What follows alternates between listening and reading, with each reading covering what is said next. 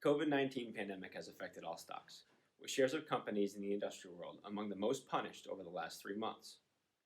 Thought to be more cyclically sensitive, these stocks have been subject to selling pressure that has taken place in some circumstances without discrimination or regard for a company's underlying strength or the resiliency of its end markets.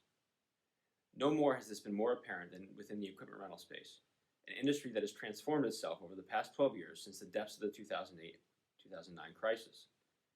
Shares of Herc Holdings, HRI, and United Rentals, URI, were down over 50% at their lows, despite evidence that suggests that not only have declines in rental revenues been less bad than feared, but that end markets appear to have bottomed and begun to inflect higher. It is important to point out that even in cities most impacted by COVID-19, these companies serve a wide swath of businesses and industries deemed essential by federal, state, and local officials. Additionally, investors should take note that the equipment rental industry has nearly doubled in size over the past decade to $60 billion and has diversified away from what was once an industry exposed nearly exclusively to non-residential construction. For example, leading rental companies service power, food and beverage, chemical plants, and infrastructure end markets. These critical industrial customers now constitute nearly half of the revenues of leading market participants.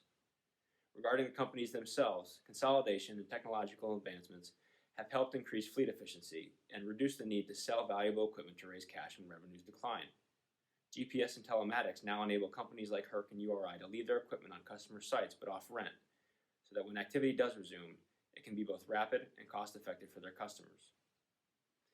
These companies are at the forefront of what we refer to as the digital revolution within the industrial space, with investments allowing them to continue to add value to their customers and emerge from this pause in economic activity stronger and with greater market share than ever before.